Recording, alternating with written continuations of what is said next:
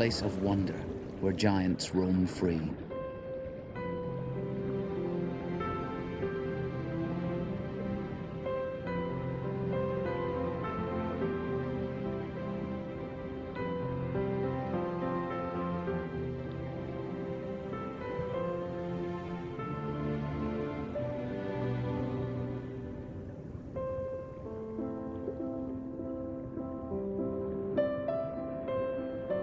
For thousands of years, we could only wonder about humpback whales. Now, by exploring their world, we're getting surprising glimpses into their lives.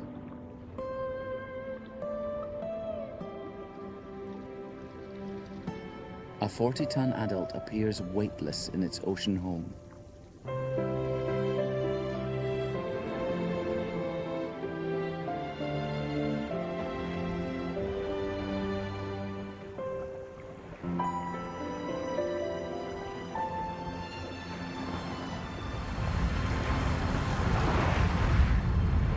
Though longer than a school bus, these 50-foot giants are nimble.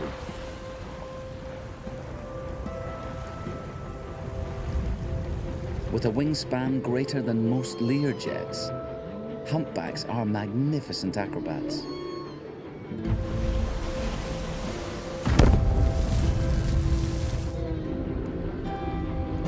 Often seen in shallow waters, these mammals occasionally dive to a depth of 1,000 feet.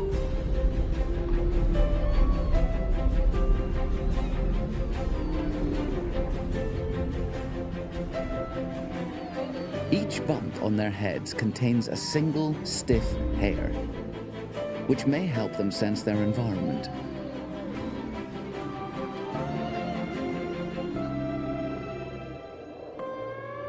Today we celebrate them, but it wasn't always so.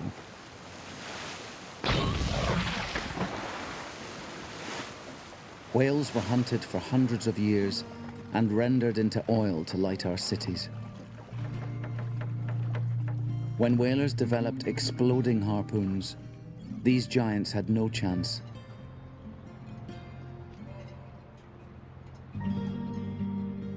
We nearly wiped humpback whales off the face of the planet.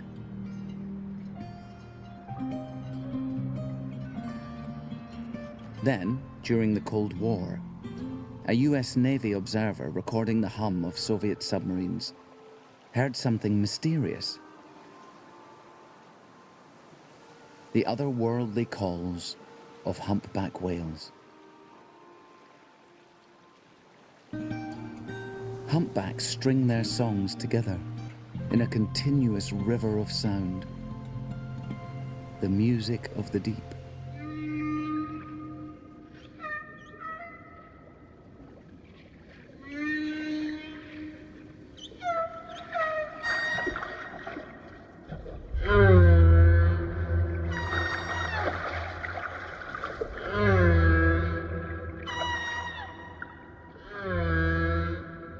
In the 1970s, when these recordings were studied by scientists Roger Payne and Scott McVeigh, they recognized that the seemingly random noises were actually precise rhythmic patterns of sound, or songs.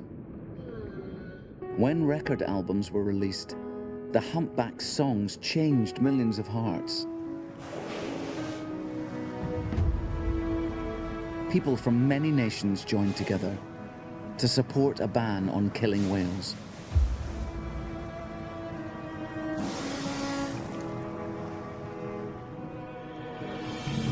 The song of the humpback helped us to begin to understand, finally, that whales are magnificent, complex beings, worthy of protection, worthy of life. This was our turning point.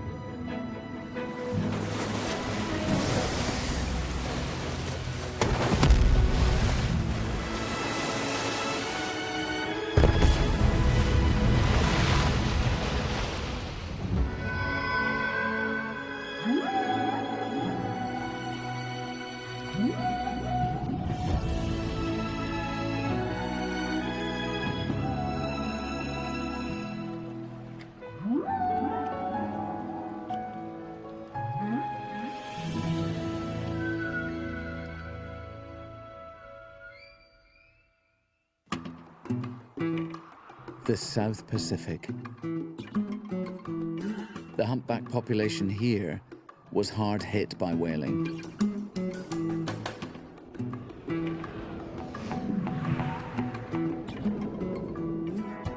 In Tonga, there were only about 50 mature females left.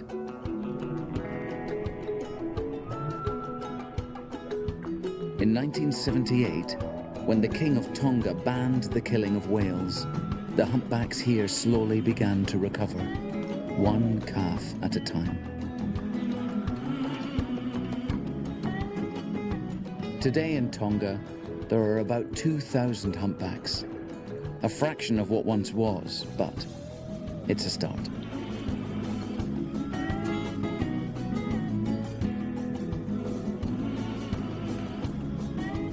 The humpback resurgence has now sparked a whale-watching boom here.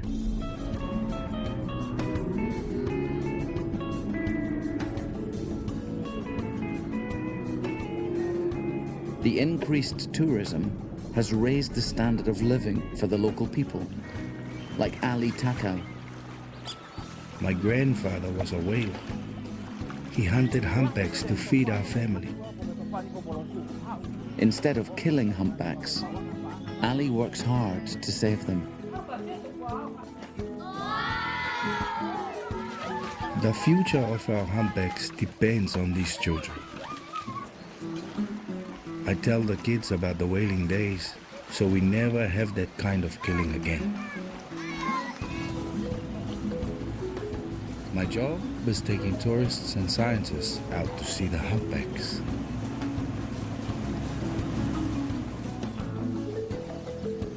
Now these magnificent whales have begun to recover. Each calf is critical to Tonga's fragile resurgence. After a full year of pregnancy, mothers give birth to a single 14-foot baby.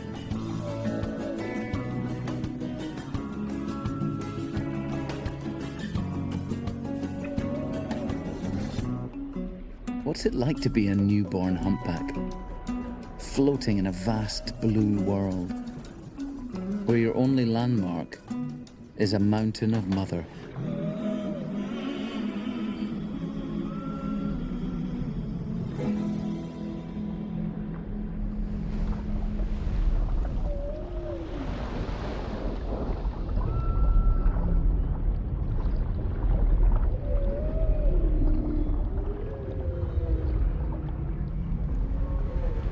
Humpbacks share these idyllic waters with a whole community of marine life. The remora fish come along for the ride.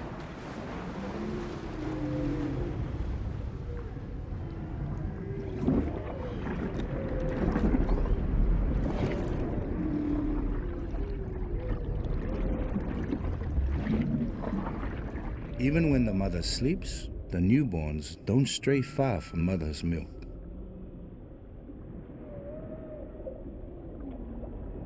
But after a few weeks, the calves get bolder and they take off on their own. They're so curious and they've got so much energy.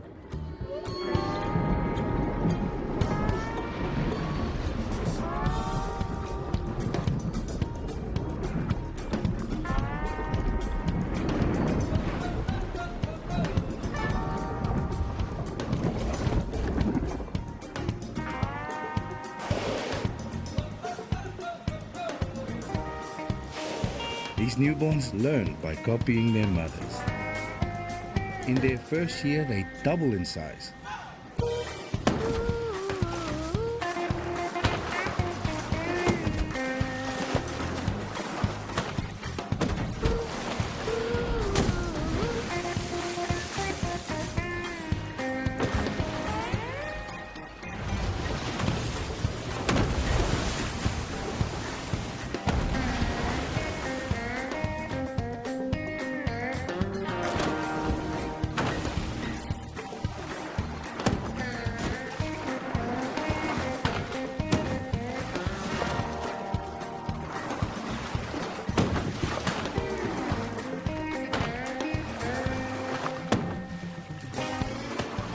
Once they get the hang of it, there's no stopping them.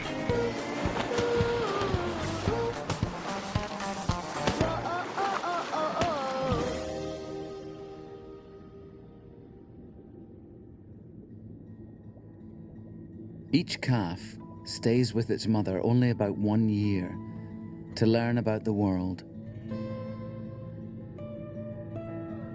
how to migrate thousands of miles, what to eat and how to find it, who to trust and who to fear. Whalers like my grandfather once targeted mothers and calves because they move so slowly. I always loved my grandfather, but he didn't understand the need to stop killing whales.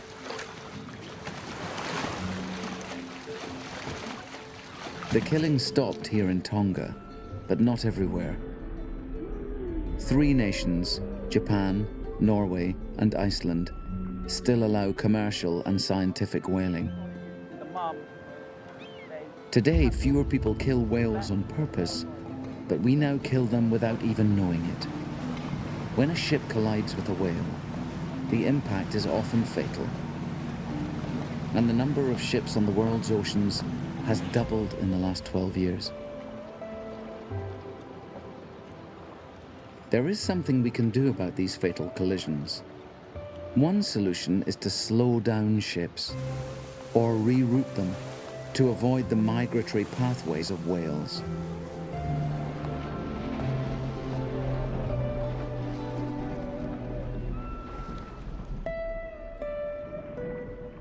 Here in Tonga, mothers go for months with almost nothing to eat. To find food, the humpback whales in Tonga head south to the frigid, bountiful waters of Antarctica. Many humpbacks in the North Pacific Ocean migrate to Alaska.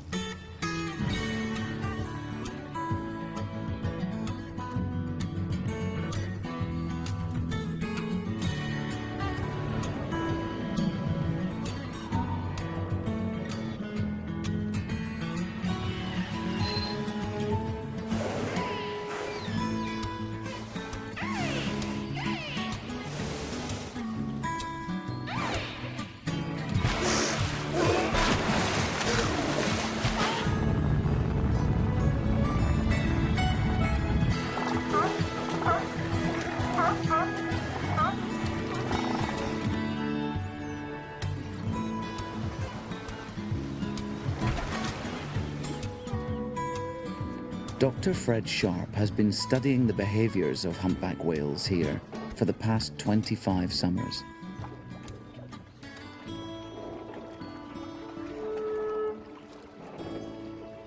Most of the time, humpback whales in Alaska feed on krill. These small shrimp-like crustaceans thrive here, in waters enriched by upwelling currents and glacial nutrients. The tiny krill might be harder to catch if humpback whales had teeth, but they don't. Instead of teeth, humpback whales have baleen. It's a kind of strainer that hangs from the roof of their mouth. It lets the water through, but allows them to trap these tasty morsels like the fish and the krill.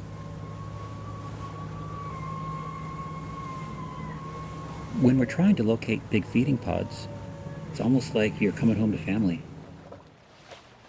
Fred has studied these particular whales for so long that he can often tell who's vocalizing just by listening.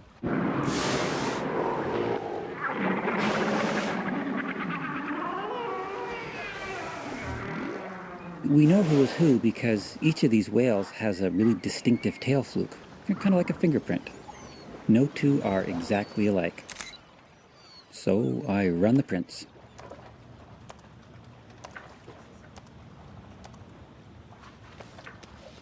This is Melancholy.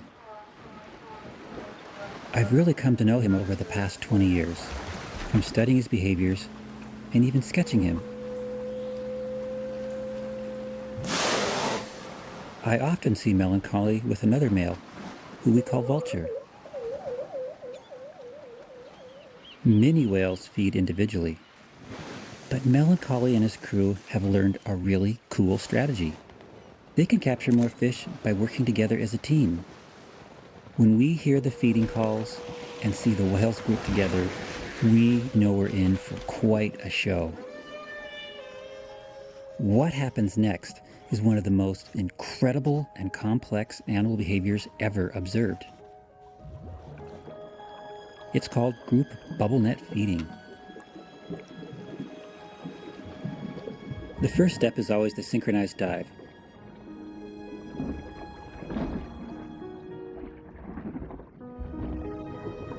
Some of the whales dive deep, underneath the school of herring, to drive them up towards the surface. With their long pectoral flippers, they can outmaneuver fast-moving prey.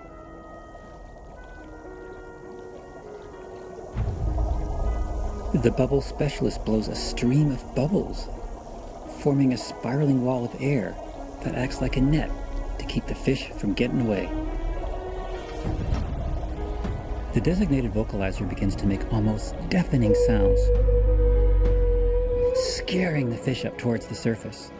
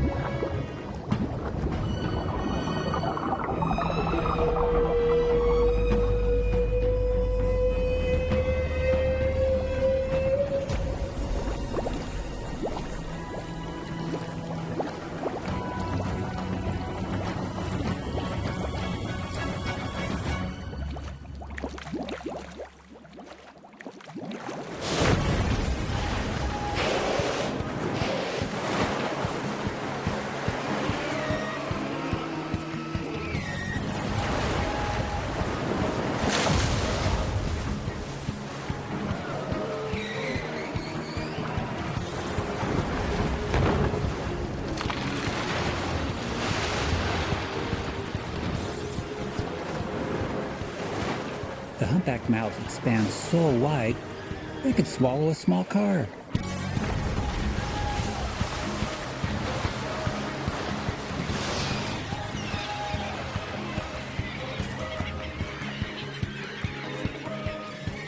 They can eat up to a ton of food in a single day. That's like 8,000 hamburgers.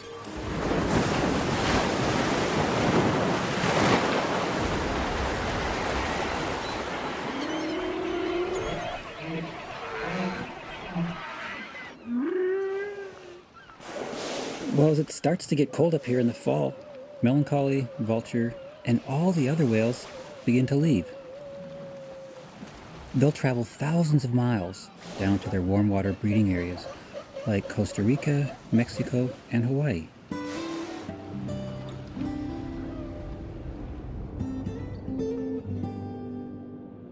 Some humpbacks migrate 5,000 miles one way every year.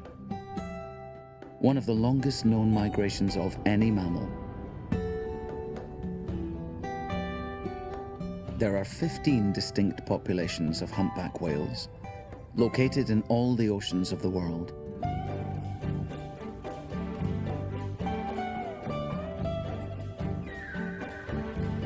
They feed in polar and subpolar regions, and breed and give birth in the tropics.